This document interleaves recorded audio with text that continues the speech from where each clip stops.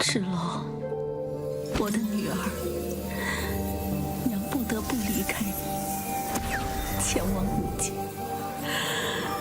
不得不封印你体内的慧根。只有这样，才能隐藏你真实的血脉，让你做个最不起眼的普通人，才能保你逃过命中最大的劫数。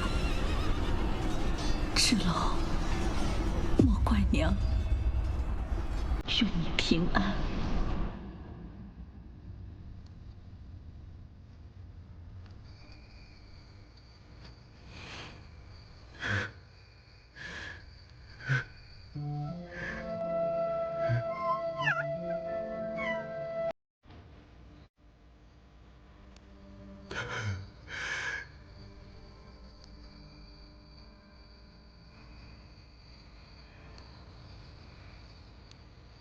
月娘呢？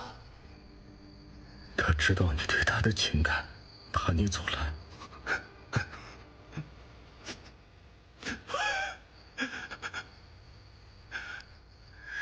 这是月娘的画像。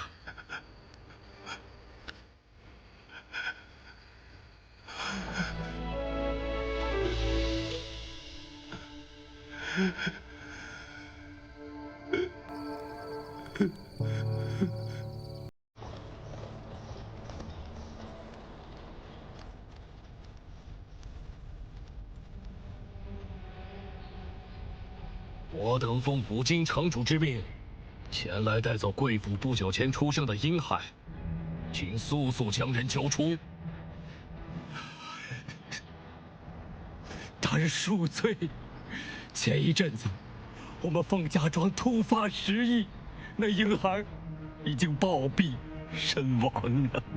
死了？小小婴孩高烧多日，皮肤生疮流脓，内脏都已经烧得腐臭，此时全身都溃烂，连衣服都一起烧尽了。我生怕传染扩大。来人！大人，只剩下这些了。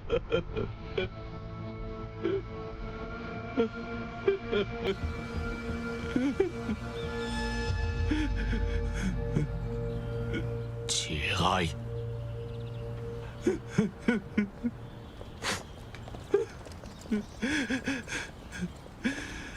大人，慢走。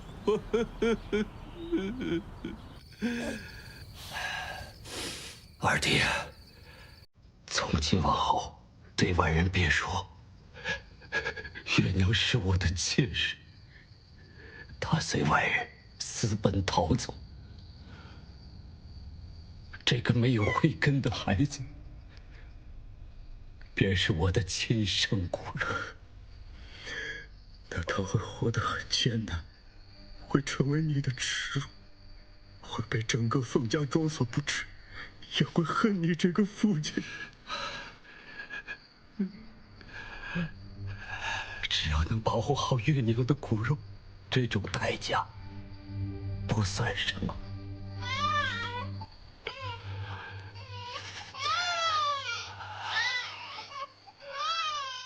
孩子，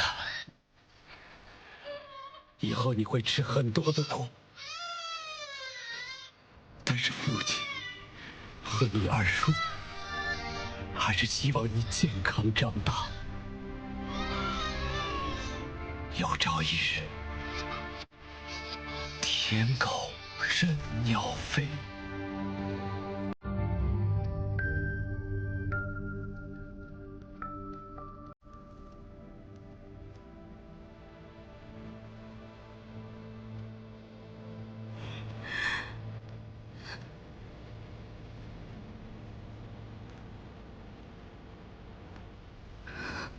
我恨了他这么多年，我竟然什么都不知道。我们凤家庄势单力薄，我们一直怕意图谋害你娘之人察觉到你的存在，你爹只能隐藏你的身份。二叔，你们的苦心，我明白了。这么多年，谢谢二叔。若没有您教会我医术，我也无法在凤家庄平安的长大。沈侯爷在死之前，给武京城发过一封书信，声称我们为了跟龙族联姻，不与婚在先。可现如今，你将冷侯爷打死了，恐怕在劫难逃。这其中的原委，我会向武京城解释清楚。若有责罚，也是我应该承担的。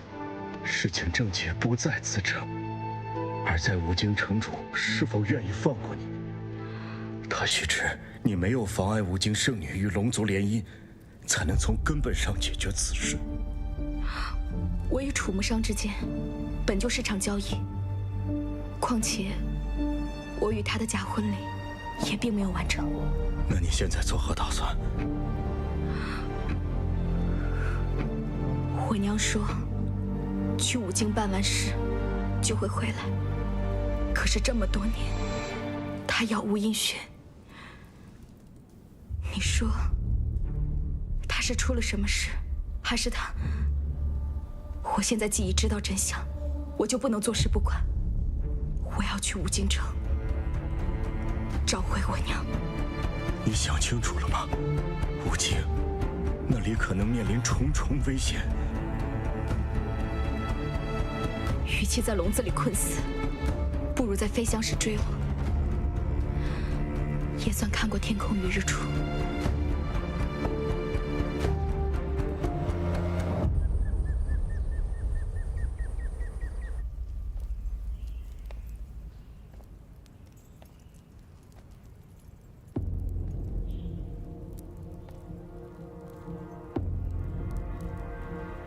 女儿黎洛，拜见母亲。不错，不过你还缺一身足以与武京圣女身份相匹配的衣服。母亲最疼女儿了，那些不过是给圣帝看的花架子，最重要的是过几日的验身仪式。我乃武京城主，不能表现出对你的偏颇，但是我会给你这世上最好的一切。女儿知道母亲的用心良苦，不过我听说这凤家庄有个女子和一个假冒龙子的人成亲，他们想坏我的好事。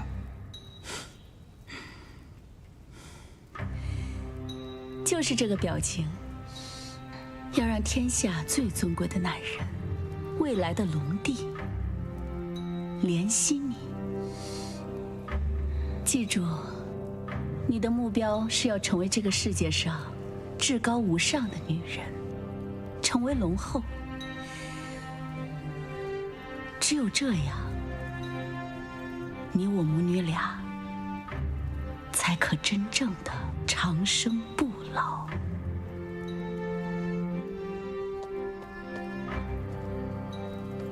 鬼头托给城主请安。凤家庄那边要尽快调查清楚，我绝不允许任何人坏了我女儿的好事。遵命。二小姐，我也没有什么好送您的，这花雕酒，路上喝。二小姐，这次多亏你出手相助，我准备了一些日常的衣物，您别瞧不上就行。凤二小姐，路途遥远，危险重重。虽然你身怀绝技，但是天外有天，人外有人，一定要小心啊！是啊，小心啊！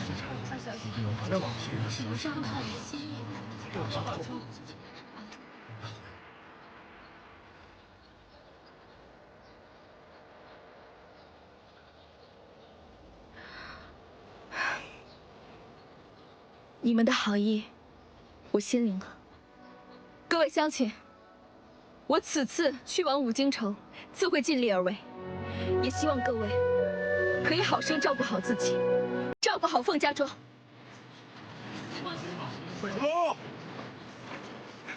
芷洛，二叔，你这是？去往五京皇城，势必要穿过腾蛇族的森林，那里险象环生，让我送你一程。二叔放心不下你。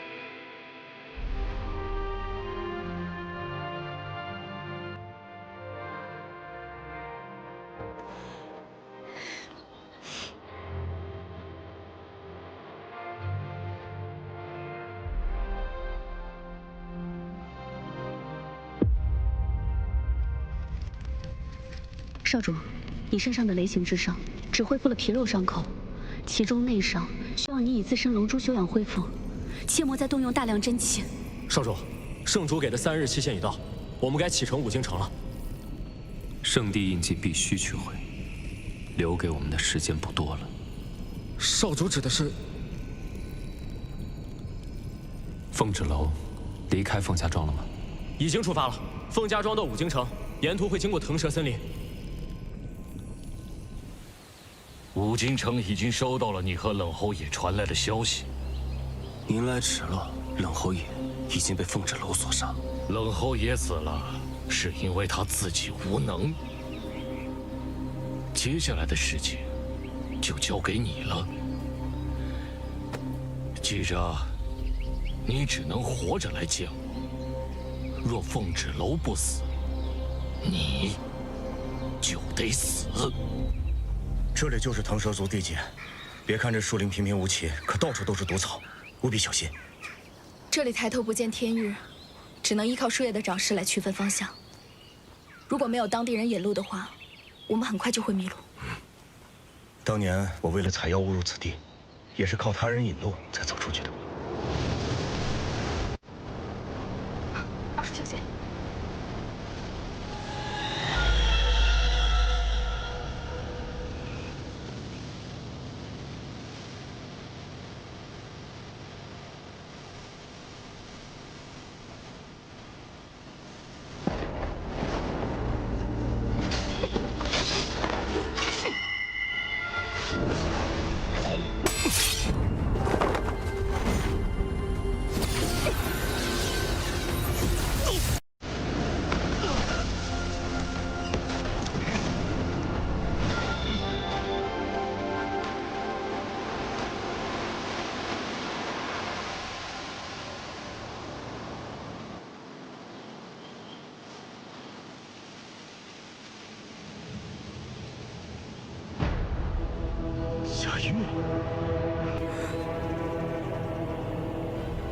贾玉，你终于不装了。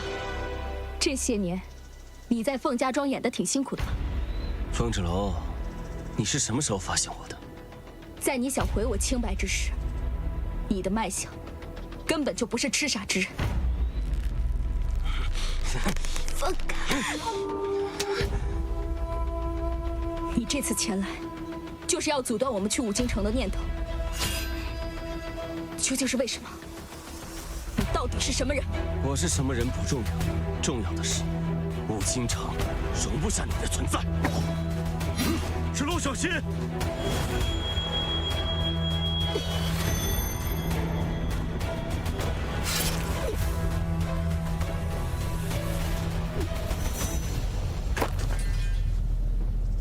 我现在已有9条慧根，你这点本事还不够看的。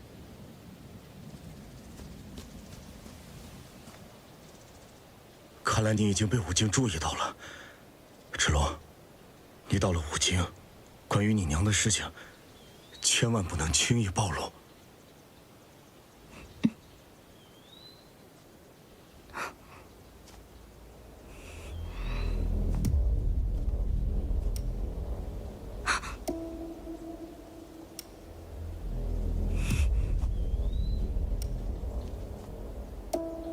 叔，阿叔，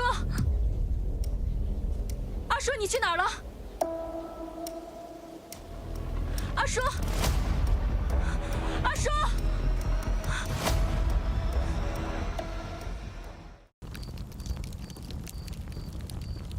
圣祖诞辰就快到了，祭品可有备齐啊？罗长老，每逢圣祖诞辰，都要献去活人少女。现如今咱们村中哪还有满足条件的女孩？再说了，如此伤天害理的传统，难道真的要继续延续下去吗？大胆！召集少女献于圣祖，是庇佑我腾蛇族唯一的办法。张长老，你一而再、再而三地提出异议，怕是有逆反之心。咱们族中女子本就稀缺，再这么下去，我腾蛇族必会断子绝孙。张长老，你只怕腾蛇族没了女人，难道你就不怕圣祖雷霆之怒，殃及全族吗？既然找不到合适的祭品，我看还是按老规矩，放灵切，让他做出选择。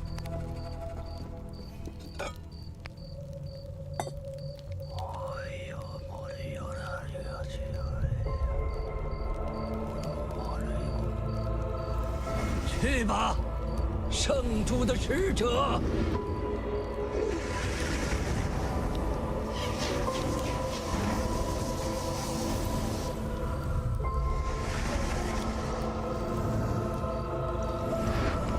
快起来！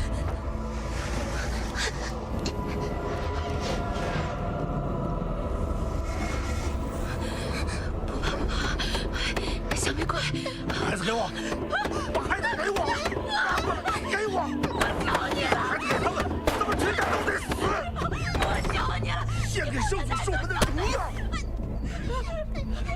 谢圣祖，长老慢走，慢走啊！慢走啊，长老。这样的家园，比活起来又有何用？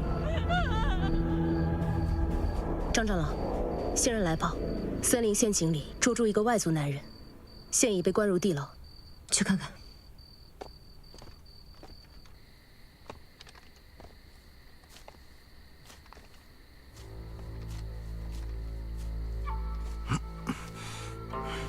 长老问话，不许乱叫。外乡人，来腾蛇的领地是做什么？我无意冒犯，我们是前往五金皇城，只是借道而过。借道而过？我可是听说，昨日有人在林中大闹了一场。那只是林中遭遇了袭击，不得不自卫啊。那可是五金的顶级杀手，你竟然能全身而退。多亏了我侄女凤芷楼，我们还活着。没想到我们走散了，我又误入陷阱。请问长老，你们知道我的侄女凤芷楼她现在身在何处吗？您是凤家庄来的？是。长老，长老，我绝无恶意。长老，长老，长老。找个时机。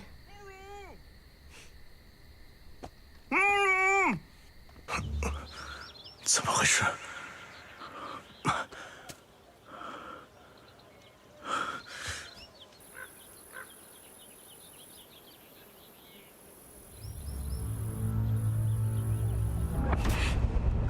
献给大人，献给大人。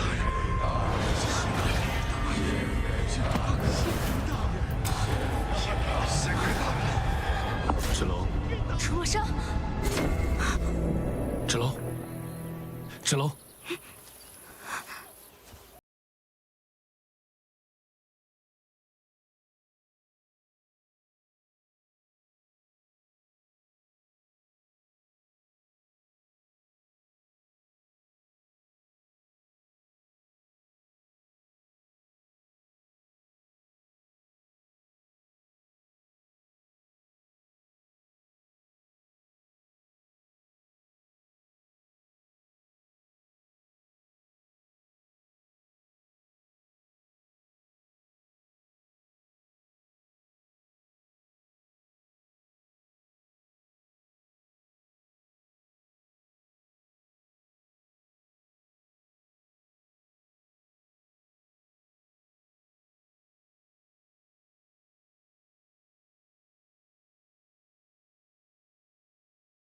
不见了。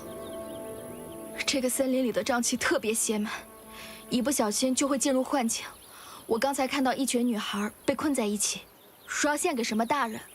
腾蛇族有一处神秘的山穴，里面住着一位从未露面的圣祖，庇护着这片地界，才使腾蛇族安稳之境。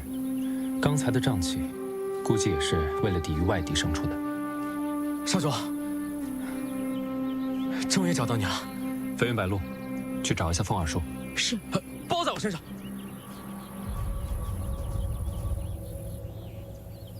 我们在此稍等片刻。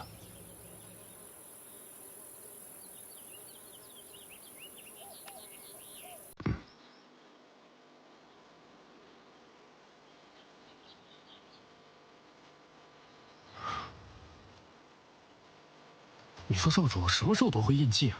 他要是不忍心动手，咱可以替他动手啊。少主自有安排，轮不到你在这里插手。二叔，二叔，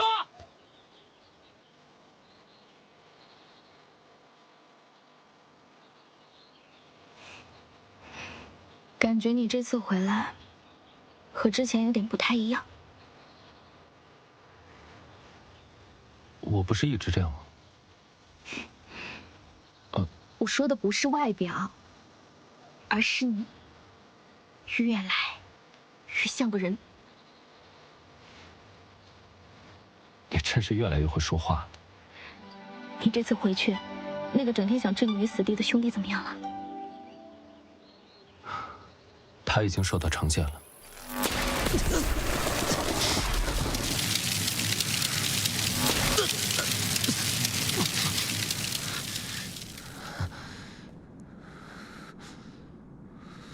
我从来不知道你在父王面前如此能言善辩。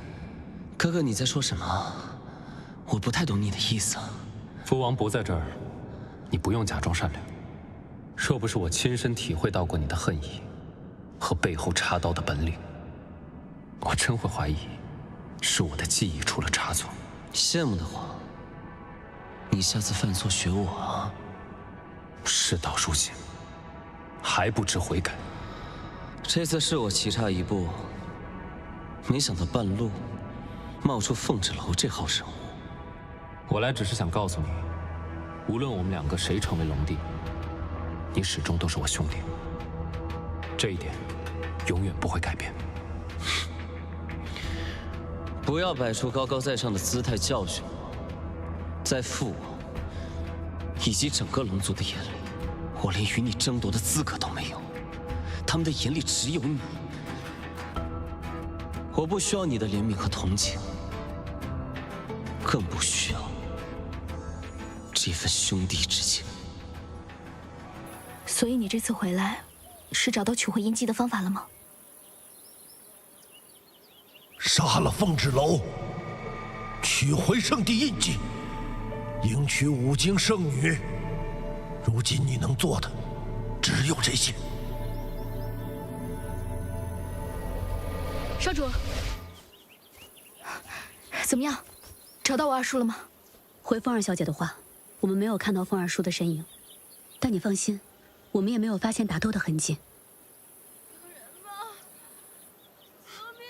少主，那边有呼救声。在哪？来救救我呀！救救我！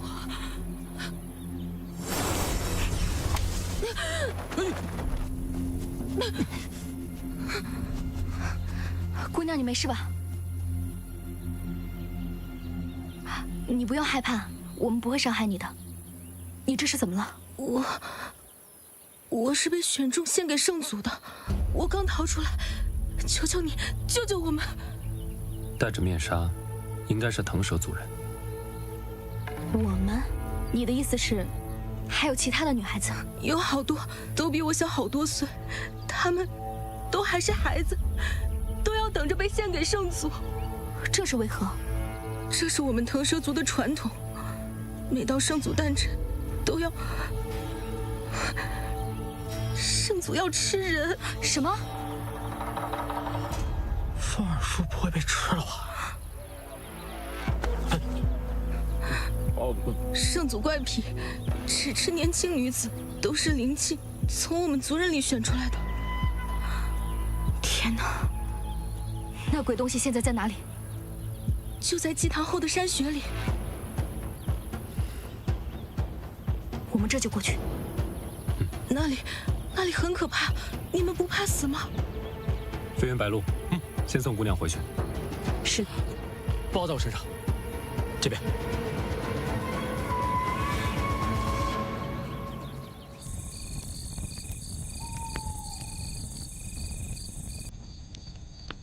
被养大，只为了传宗接代，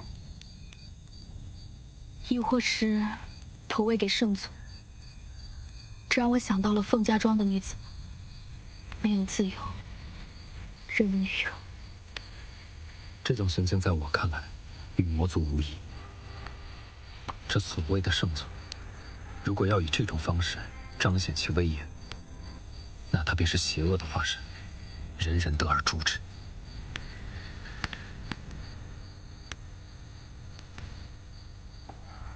你走了以后，发生了很多事情。我爹他为了救凤家庄，牺牲了他自己。我想去五京城找我娘，可如今连二叔的下落都不明。我还想要去救那些女孩，可是我现在，我真的不知道该怎么办。别担心，我一直都在。神明不会为你做任何事情，但一定会听到你最真诚的祈祷。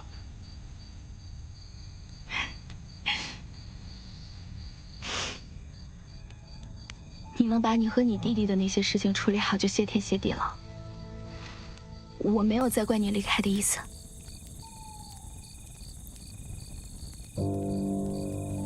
如果我真的是龙神大人呢？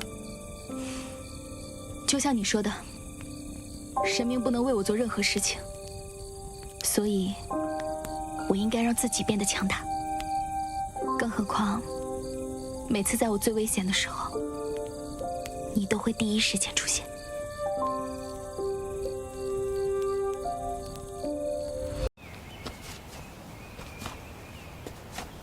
这个地方，我好像来过，好像是在幻境里。什么人？鬼鬼祟祟的。芷楼，二叔，我终于找到你了。二叔，你去哪里了？你有没有怎么样？身上有没有受伤？我没事，到处都是巡逻队。我刚才看见一队人押着一堆女孩上了马车，叫声很凄惨。我们要不要帮帮他们？是不是到后面山穴去了？我听闻好像是走什么山路，五京。去五京？这是怎么回事？芷楼，此事有蹊跷，我们兵分两路。飞远、白鹿，你们和二叔去拦截那辆马车，我和楚木生去后方山穴看看。芷楼，山穴很危险，二叔不允许你去。二叔，我现在已经不是以前那个废物了。放心，我会护他周全。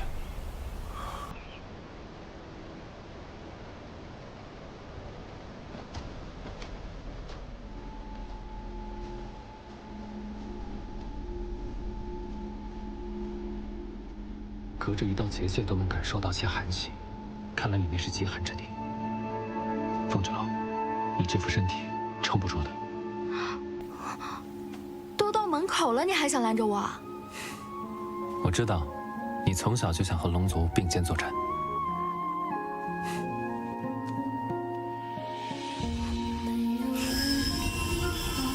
没有路可逃，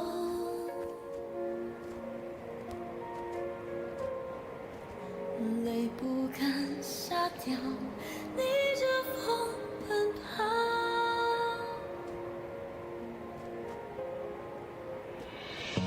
爱过，恨过，恋过，错过，却化为风花。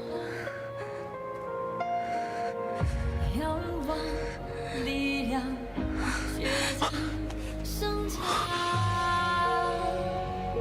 只为一生无望。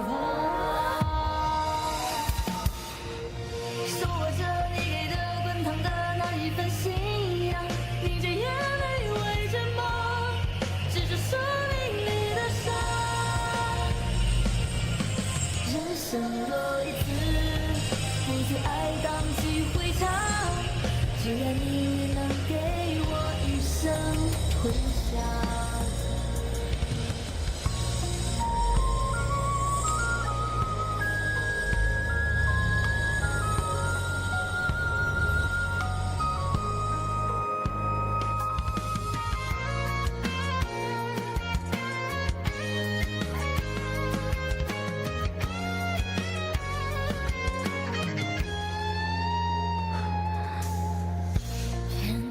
现在还冷吗？你刚才给我吃了什么？龙珠。龙珠？这圣祖地界应是千年寒潭所化，是极寒之地。你在此处若没有龙珠护体，不出一盏茶的时间，就会被冻作冰石。可是龙珠是你们龙族的修炼本命，你把龙珠给了我，那你自己怎么办？我是龙族，没什么大碍。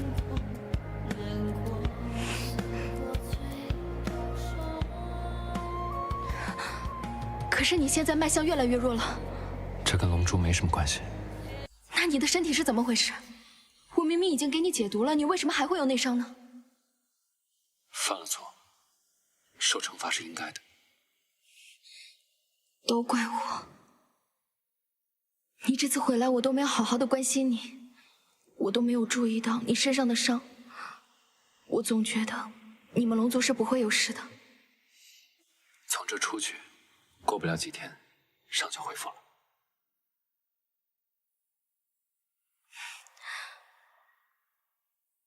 现在我印记也摘不下来，冰封剑也被我收起来了，还有这个龙珠。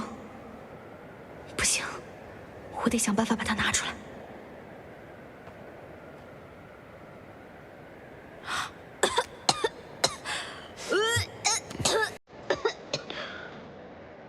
等龙珠在你体内流转12个时辰，我会帮你取出来。那这12个时辰你怎么办呢？如果冷了，你就给我些热水，别让我冻死就行。你现在还怪会开玩笑的。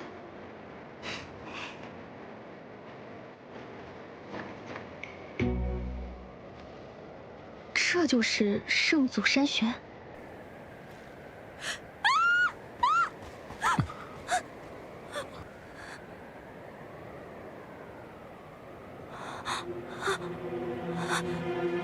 天不怕地不怕的凤蛰楼，还怕这个？这可是白骨哎！你说这些白骨会不会就是那些无辜的女孩？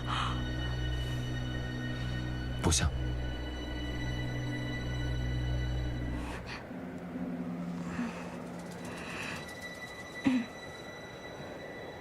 哈哈哈哈！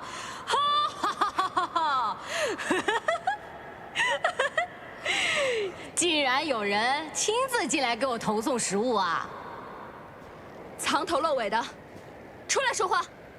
无知小儿，吾乃圣祖龙族，唯有吾这样的圣母，才能在这极寒之地生存。你们擅闯吾之领地，还敢出言不逊？他是龙族，不过是只蛟。蛟怎么了？我再修炼几年也是龙。巧了，你差不多是龙，但是他是一条正宗的龙，还不赶紧出来拜见！竟敢小瞧我！虚张声势。我来会会这个圣祖。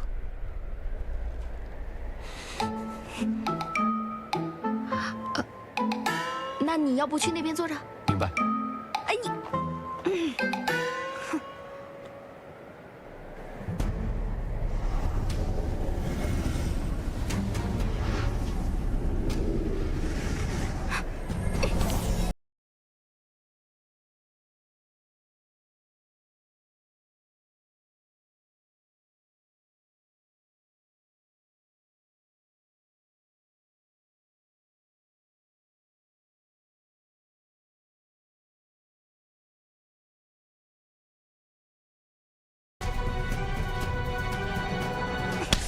小小年纪不学好，什么臭女人，跟谁学的？你下手也太狠了吧！我堂堂蛇圣祖就没被人这样欺负过。多揍2次就好了。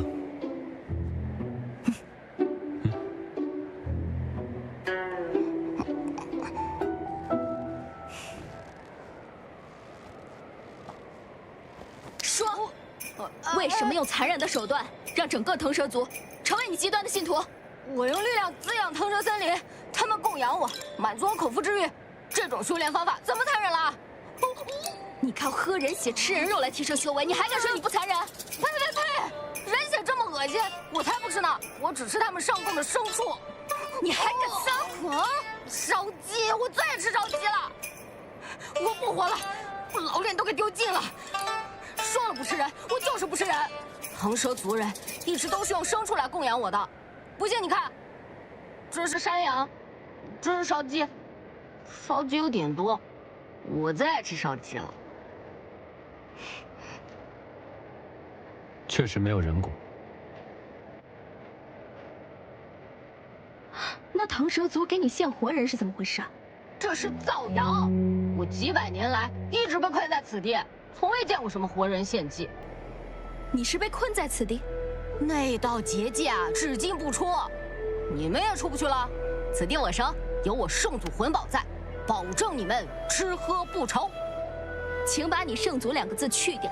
你出不去，是因为你修为太低，但是他不一样。快要被冻死了！哎，楚梦生，楚梦生，楚梦生，楚梦生，你快醒醒！你别吓我。这里尽是极寒之气，时间久了他会被冻死的。那怎么办？你们都有龙族气息啊？你体内是不是有龙珠啊？你的热量就可以帮他取暖啊。对。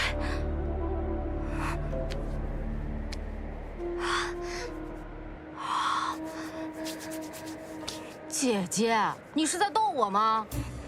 啊，你得抱着他，贴着身体交换气息，龙珠才能发挥作用啊！你赶紧啊，别犹豫了，不然咱们都出不去。那你转过去。你快点啊，脱衣服！你这不是人的，真没有羞耻心。这叫坦诚相见。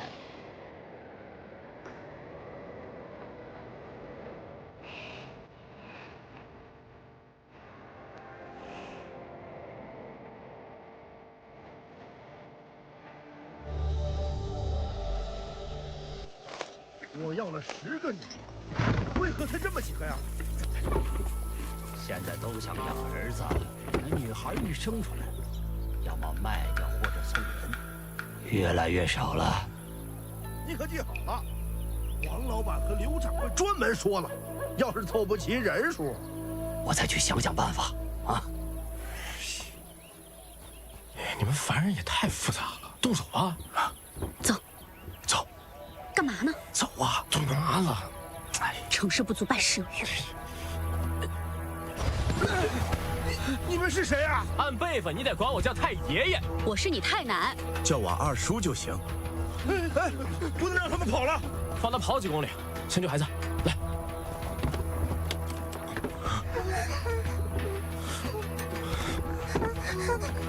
来，慢点啊！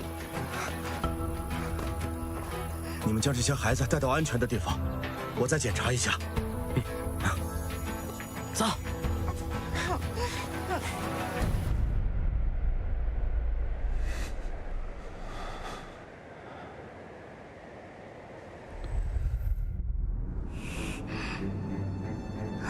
你终于来了，谁？谁在跟我说话？这是哪儿？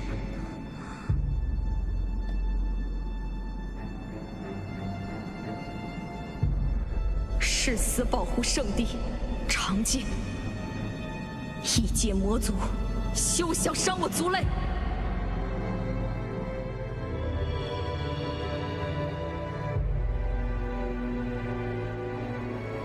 你醒了？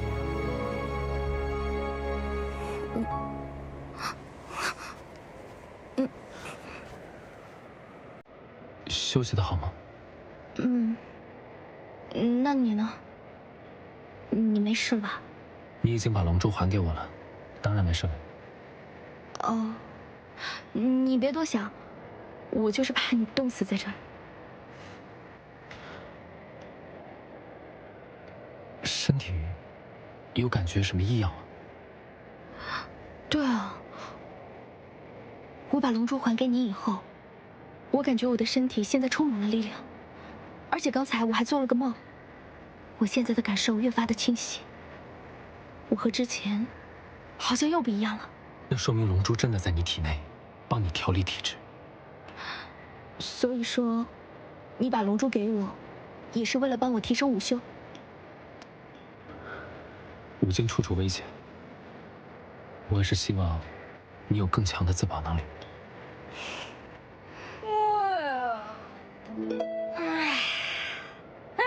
行了行了，没死没死，咱们可以出去了吧？快带我出去！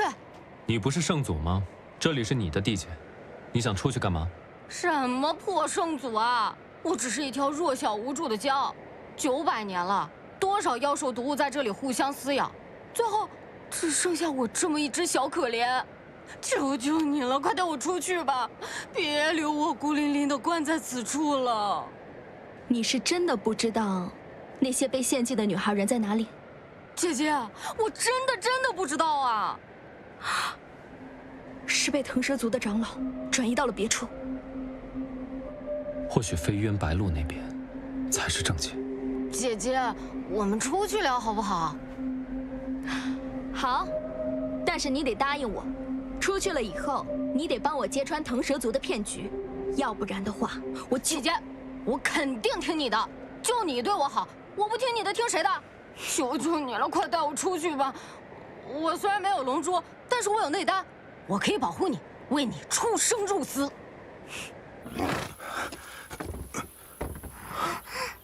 孩子，别怕。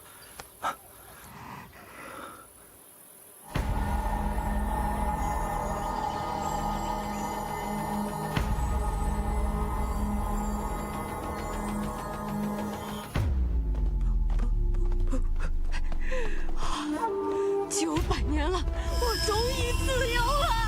龙族威武大剑万岁！拿回来！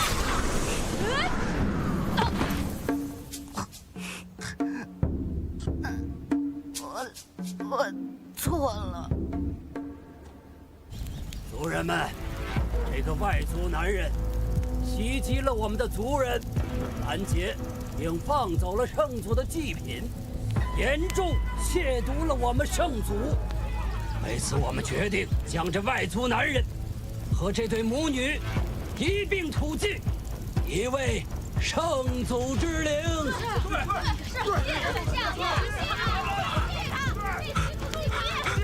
放开我！你们在干什么？住手！罗长老，你这是在草菅人命！你是什么东西？胆敢违背圣祖的旨意？这到底是圣祖的旨意，还是你们的意思？你也是同伙吧？来人，把他绑了，一并处击！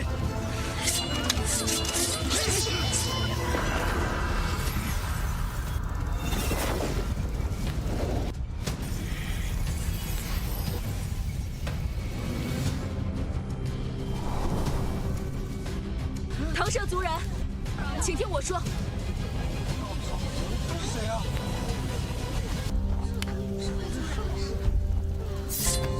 是龙，你们是什么人？胆敢熄灭圣火？要以女子性命来供奉圣祖的传统，纯属无稽之谈。从始至终，都是人为捏造。是真的，罗长老收集女孩，把她们转卖给商人，他只是从中想谋取暴利。我们在路上拦截了他的马车，放走了几个女孩。可惜我和最后一个女孩没能逃脱，从头到尾都是骗局。那我的孩子呢？我的孩子呢？你说被放走了，他在哪儿啊？骗人的！大家不要相信这几个外族人，不要相信他们。都是骗人的！骗人的！我们不能被他们对，他们就是在这迷惑大家。张长老，竟是你一伙的吧？大胆腾蛇族人！我圣祖庇护你们900年，你们竟敢污蔑我声誉！今日就将你们这群愚昧之人全部覆灭！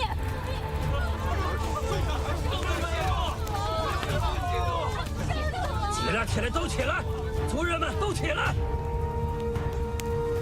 圣祖，咱们会从山穴出来，别在这装神弄鬼了。哦，是吗？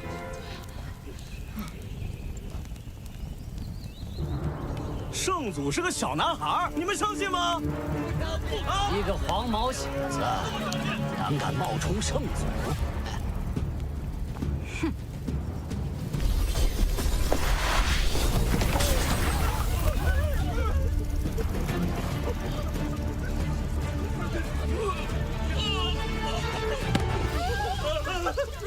真的显灵了！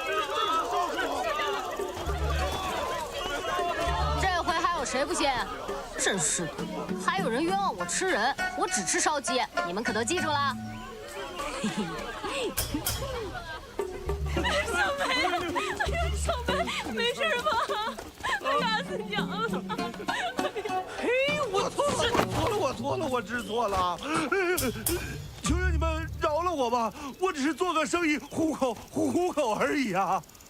我的姐姐，我的族人，那么多女孩，她们都被你们贩卖，如今还想请求我们饶恕？来人，将她打入地牢，永世不得见光！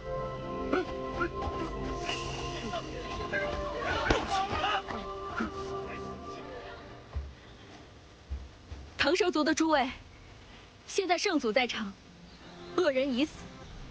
所谓恐惧，并非自然而生，就像你们男子头上的兜帽，女子脸上的面纱，都是人为编织出来，一张又一张束缚你们的大网。它不能代表任何，只是一种控制的手段罢了。可女子脸上的面纱，遮住的不仅仅是面庞，还有女子的笑容。女子的斗志，女子的温柔与善良。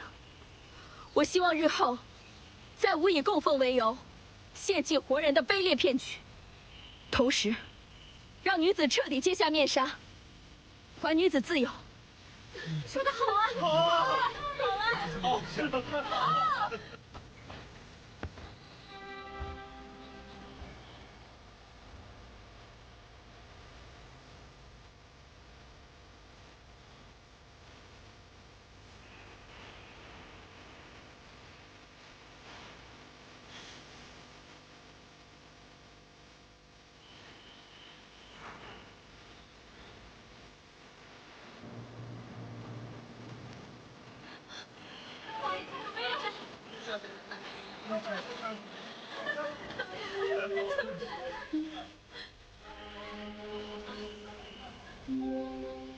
小学家的孩子已无大碍，休息几天便能病愈。还有那个守夜人王有德，他的腿疾，时间有限，无法根治，切莫让他雨天出行。哦，对了，这森林里有一种花，虽然有毒，但是去掉花心泡水，却能清热解毒。具体方法我已经绘制出来了，交给你们医师了。楚木少，你要不先上车等我吧？我刚才说的你都听清楚了吗？多谢。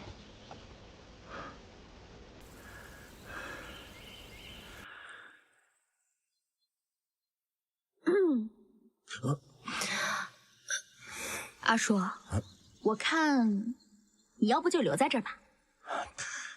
你就算是不在这儿的话，你的心也会留在这儿，时时刻刻挂念张长老。芷楼，你这说的什么话？二叔，你也老大不小了，该为自己考虑了。听芷楼姐姐的吧，留在这里照顾受伤未愈的族人，也好帮张长老重振腾蛇。对呀，你就留下来吧。芷楼，你一个人去五经，二叔还是不大放心呢。怕什么？有我在呢，我会保护好姐姐的。二叔，你放心，有楚墨山和混宝保护着我，不会有事的。而且，我现在已经不是一个没有午休的废物了。等我去到五经城，找到我娘，出人头地。我就回来符合你的需求。走，芷楼，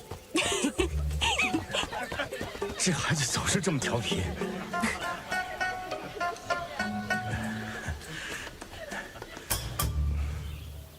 少主，龙珠与你性命攸关，这次你为了奉芷楼穿越山穴结界，将龙珠渡给他，简直太冒险了。芷楼前往五星城，凶多吉少，龙珠可以激发他的潜力，让他在五星城可以自保。没想到，怎么了，少主？龙珠帮他达到了战神体质。战神体质，这怎么可能？这不应该是五星圣女才有的武修天赋吗？此事先不要声张。凤芷楼或许注定非凡。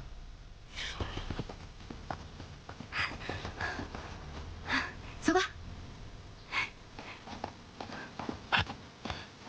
接下来我们会跟五星城城主见面，在离落五星圣女血脉没有验证之前，我们是不是应该避免少主与凤芷楼见面？少主他自有安排，切莫暴露少主身份，尤其是那只鹪。那只鹪。哎，你二叔怎么没在？糟了，咱把他给落了。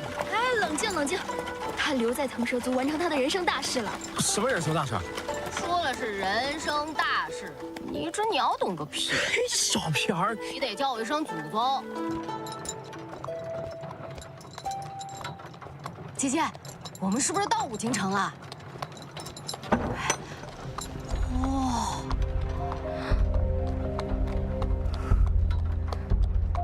娘，我终于来了。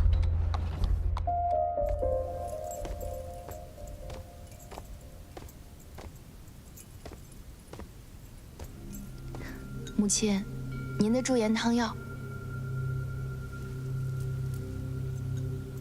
愿母亲青春永驻。你向来是乖巧，深知我心。因为我本来就是母亲的乖女儿。启禀城主，传闻中与龙族有所瓜葛的凤家庄二小姐凤芷楼进城了。那个杀了冷侯家父子的村姑，属下无能，不知他使了什么方法，竟然杀了我派去的探子，还收服了腾蛇那帮不服管的野人，被他侥幸走出了腾蛇森林。一个村姑都拦不住，我养你在五京城有何用？城主息怒，属下的探子回报，那凤芷楼不过是运气好，捡到了龙族落难的虾兵蟹将，这才有了慧根翻了身。所谓嫁给龙族的那场婚礼，其实并没有举办成功。无论她嫁的是真龙族还是虾兵蟹将，为了我离落的龙后之位，还是得不留后患。母亲，我们有文如拜月长老，武如鬼头陀将军，皆是你的左膀右臂，有什么可怕的？可不久就是确定你五京圣女身份的关键时刻，我不希望有任何闪失。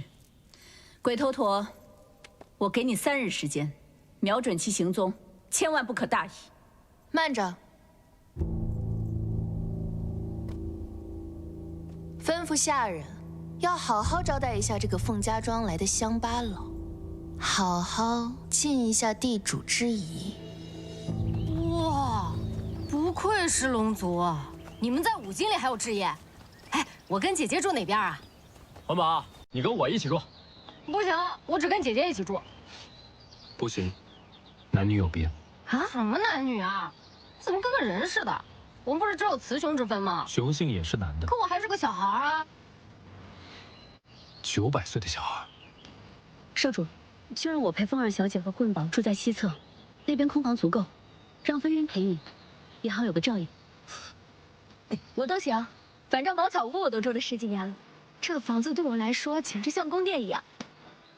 慧宝，咱俩去街上买点日常衣食吧。好，走。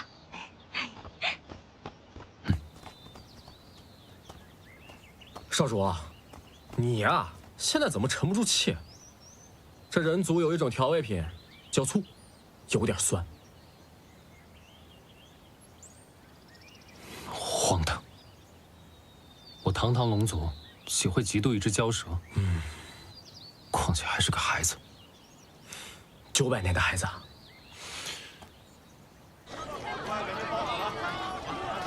少主，时间紧迫，明日需要见武京城城主，与他商议武京圣女宴请一事。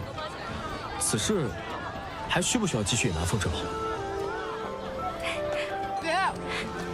这个，属下觉得，武京圣女验明正身之前，最好不要有外族人参与。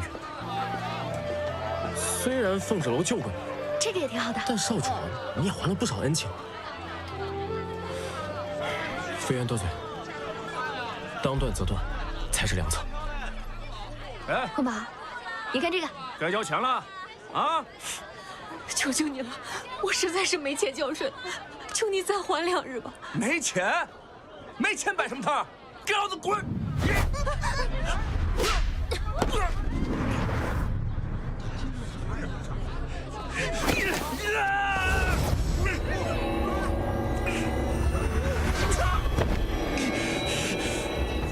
这开了慧根就是毁约啊！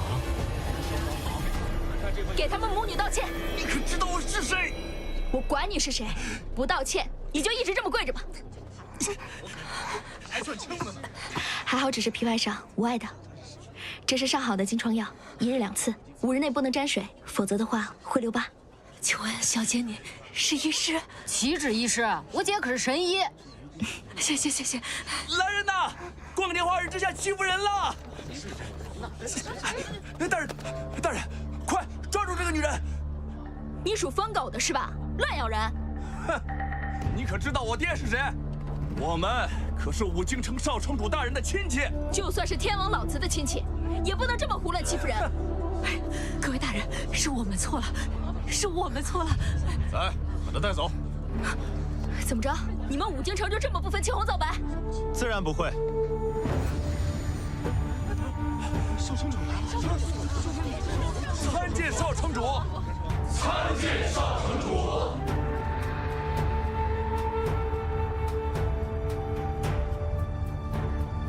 都起来吧。谢少城主。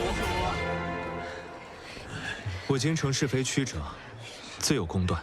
这位小姐请放心，我李岩势必会亲自审。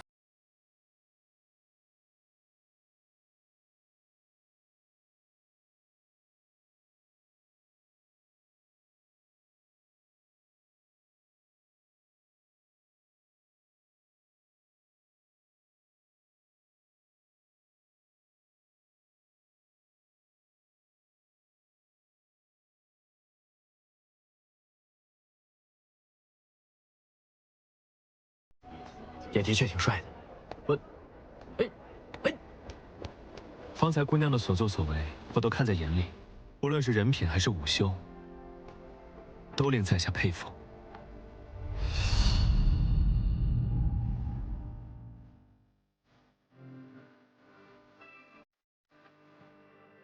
花随鸟语，守护着去无踪。如星月于旷野，沉江的好匆匆。如飞雪落掌心，融化在檐下中。如你惊鸿一瞥，怎我能可一梦？如漫漫荒草中，萤火刹那稍纵。如两夜之晚风，拨乱发丝朦胧。如忽闪的念头，说翻涌就翻涌。那些萍水相逢不爱，人去楼空。你写一枚浪花，惹一场海沙。情似一缕鸿毛，成一座孤岛。是不是那一秒，绕不开解不